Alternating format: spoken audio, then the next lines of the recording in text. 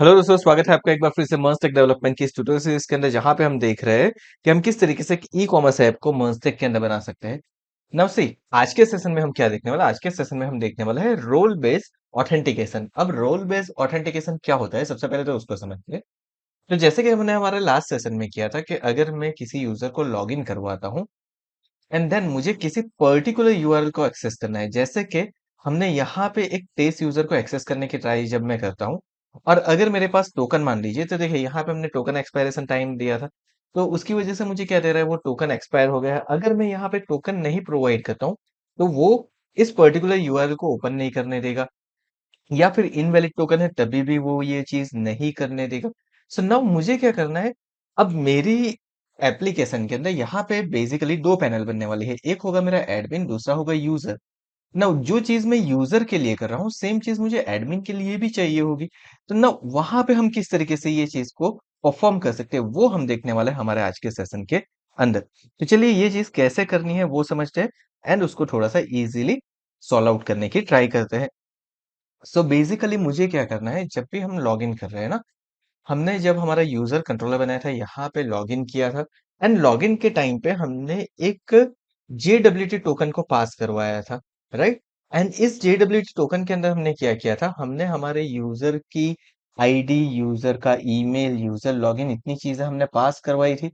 So now what I want, मुझे यहाँ पे क्या करना है, मुझे उसके साथ उस यूजर का रोल भी सेंड करना है। अभी तक हम क्या कर रहे थे, सिर्फ उसकी ईमेल आईडी और ये चीजें पास की थी। अब मैं यहाँ पे क्या कर देता हूँ, यहाँ पे लिख देता हूँ कॉमा करने के बाद, लाइक रोल कॉलन, कॉलन करने के बाद मैंने इन्वर्टेड कॉमा के अंदर कर दिया यूजर। ये मेरा क्या है, पर्टिकुलर यूजर है, तो मैंने इसका रोल सेंड कर दिया। तो इससे क्या होगा, अब मेरे टोकन के अंदर मेरे यूजर का रोल भी सेंड होगा। नाउ व्हाट, अब मुझे नेक्स्ट क्या करना है, सो मुझे नेक्स्ट आ जाना है मेरे ऑथेंटिकेशन पेज के ऊपर, यानी कि हमारा जो यूजर ऑट है उसके ऊपर। एंड यूजर ऑट के ऊपर आने के बाद यहाँ पे मुझे क्या करना है, so now this is very important कि यहाँ पे मुझे क्या चीज करनी होगी।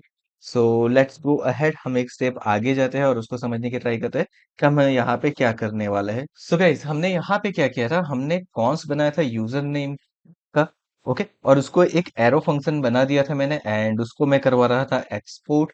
ओके, सो नाउ अब मैं यहाँ पे क्या करने वाला हूँ, तो मैं इसको थोड़ा सा चेंज करने वाला हूँ। मैं यहाँ पे क्या करता हूँ, मैं यहाँ पे एक कॉन्स्ट ले लेता हूँ, कॉन्स्ट वही मैं ले लेता हूँ user auth.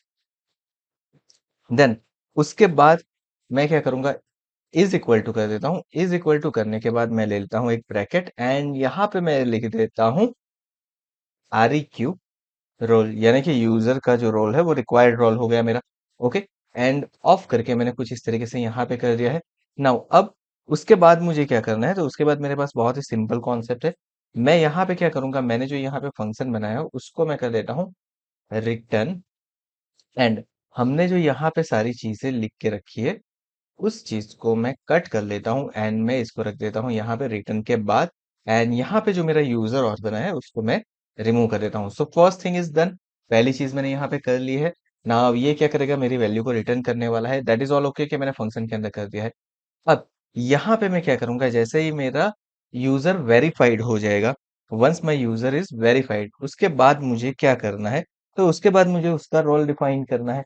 Okay, so now अब मैं क्या करूंगा, यहाँ पे वेरीफाइड के अंदर से मुझे डेटा को गेट करवाना है। ओके, सो मैं यहाँ पे दे देता हूँ condition like if and else. यहाँ पे आप इफ एंड एल्स कंडीशन दे सकते हो, अगर आप चाहो तो सिर्फ इफ कंडीशन दे दीजिए, दैट इज ऑल ओके, तो अभी कोई प्रॉब्लम नहीं है। सो चलिए मैं इसको थोड़ा सा और प्रॉपर कर देता हूँ, मैं यहाँ पे सिर्फ इफ कंडीशन के साथ वर्क करता हूँ। सो मैंने यहाँ पे क्या दे दिया, मैंने यहाँ पे दे दिया इफ, एंड इफ देने के बाद यहाँ पे मैं क्या करता हूँ, तो यहाँ पे मैं लिखता हूँ वेरीफाइड डॉट, डॉट करने के बाद मैं यहाँ पे लिख दूंगा रोल। अब ये रोल कहाँ से है, तो अगर आपको याद है हमने यहाँ पे यूजर कंट्रोलर के अंदर क्या किया था, हमने टोकन के अंदर रोल को पास करवाया था, तो वो रोल मैं ले लूंगा यहाँ पे मैंने कह दिया verified dot role, and then not equals to यहाँ पे मुझे लिखना है, एंड यहाँ पे मैं लिख दूंगा रिक्वायर्ड रोल, जो हमने पास करवाया है वो। यानी कि अगर ये चीज मैच नहीं करती, एंड यहाँ पे मैं ट्रिपल इक्वल्स टू करता हूँ क्योंकि मुझे रिटर्न टाइप भी मैच करवानी, यानी कि not double equals to, that is यहाँ पे मैंने कर दिया है।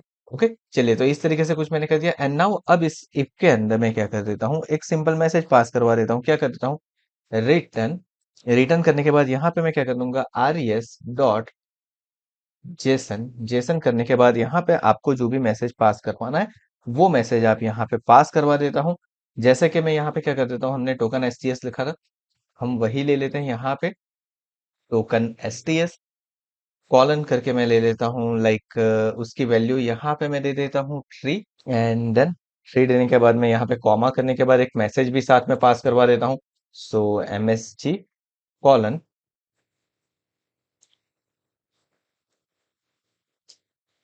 यहाँ पे हम कोई भी एक मैसेज दे देते हैं, जय लाइक मैं दे देता हूँ एक्सेस डिनाइड। ओके, कुछ इस तरीके से हमने कर दिया, यहाँ पे लिख दिया access denied, URL only accessible to user. मैंने सिर्फ इस यूआरएल को यूजर के लिए ही एक्सेसिबल रखा है, नॉट फॉर एडमिन। कुछ इस तरीके से हमने यहाँ पे कर दिया, तो देखिए मेरा काम एकदम इजी हो गया है। ओके, सो नाउ ये चीज तो हो गई मेरी। अब मैं क्या करता हूँ, मैं चले जाता हूँ मेरे पर्टिकुलर यूआरएल के ऊपर, यानी कि मेरा राउटर के ऊपर। अब राउटर के ऊपर आने के बाद मुझे यहाँ पे क्या करना है, तो हमने यू ऑथ यहाँ पे लिया है, सेम चीज वही करनी है, उसके अंदर कोई चेंज नहीं है। हमने जो यू ऑथ लिया है वही चीज हमें यहाँ पे लिखनी है। सिर्फ यहाँ पे हम क्या कर देंगे, हम यहाँ पे ब्रैकेट पास करवाएंगे, ब्रैकेट के अंदर मैं पास करवा देता हूँ लाइक एन यूजर। डन। तो देखिए ये मेरी मेथड हो गई। ये क्या करेगा, ये सिर्फ यूजर के लिए ये हो गया, तो ये क्या हो गया, मेरा रोल बेस्ड यूआरएल हो गई है। अब देखिए अब ये चीज हो चुकी है। मैं एक बार ट्राई करता हूँ कि अगर कोई यूजर बेस यानी कि ऑथेंटिकेशन को प्रॉपरली पास नहीं करता है, यूजर बेस नहीं करता है, तो क्या होगा वो अब हम चेक करते हैं। सो लेट्स गो अहेड, हम यहाँ पे जाते हैं। यहाँ पे जाने के बाद मैं क्या कर देता हूँ, मैं कर देता हूँ सिंपली यहाँ से एक यूआरएल। पहले तो मैं कर देता हूँ लॉगिन। अब जैसे ही मैं लॉगिन करवाऊंगा, यहाँ पे मेरे पास टोकन आ चुका है। अब इस टोकन को मैं कर लेता हूँ कॉपी। कॉपी करने के बाद मैं क्या करता हूँ, यहाँ पे आ जाता हूँ एंड ऑथराइजेशन टोकन के अंदर हम क्या कर देते हैं, हमारा टोकन पास करवा देते हैं। मैं ऐसे सेंड कर रहा हूँ, तो देखिए मुझे मेरा दिखा है this is just an test resource, UID U email, मुझे सारी चीजें मिल गई। अब एक चीज मैं करता हूँ, मैं यहाँ पे एक और रूट क्रिएट कर देता हूँ यूजर कंट्रोलर के अंदर ही। हमने जैसे कि टेस्ट रूट क्रिएट किया था, फॉर नाउ टेस्टिंग के लिए हम कर रहे हैं टेस्ट एडमिन में क्रिएट कर देता हूँ। Okay, and this is to test route for admin. Okay, कुछ इस तरीके से मैंने यहाँ पे कर दिया है। एंड यूजर आईडी ईमेल मुझे नहीं चाहिए अभी के लिए, सो मैंने इसको कर दिया रिमूव। चलिए कुछ इस तरीके से कर दिया। एंड नाउ अब मैं चले जाता हूँ मेरे रूट के अंदर। रूट के अंदर जाने के बाद यहाँ पे मैं क्या कर देता हूँ, यहाँ पे मैं लिख देता हूँ टेस्ट एडमिन, ये मेरी यूआरएल रहने वाली है। एंड यहाँ पे क्या होगा, यहाँ पे जो मेरा यूजर होगा ना वो एडमिन होना चाहिए। अब देखिए लॉगिन किसने किया है, यूजर ने किया है। सो नाउ अगर मैं ये वाली यूआरएल एक्सेस करने की ट्राई करता हूँ, जैसे कि मैं यहाँ पे आ जाता हूँ एंड मैं यहाँ पे लिख देता हूँ टेस्ट एडमिन। मैंने यहाँ से सेंड किया, देखिए मुझे मैसेज मिल गया, access denied, URL only accessible to user not for admin. अभी अच्छा हमने यहाँ पे कंडीशन के अंदर जो मैसेज दिया है ना उसकी वजह से ही हो रहा है। सो मैं यहाँ पे क्या कर देता हूँ, यहाँ पे नॉट एक्सेसिबल बस इतना ही लिख देता हूँ, URL is not accessible. Okay, and then मैं क्या करूंगा, आगे जाके मेरा जो रोल होगा उसके अकॉर्डिंग मैं यहाँ पे मैसेज पास करवा दूंगा। सो नाउ अब जब मैं एडमिन का लॉगिन बनाऊंगा तो उसके अंदर हम क्या करेंगे, जैसे हमने यहाँ पे यूजर कंट्रोलर के अंदर लॉगिन के अंदर भेजा था रोल यूजर का, वैसे ही उस टोकन के अंदर क्या भेजेंगे, उस टोकन के अंदर हम एडमिन का भेज देंगे।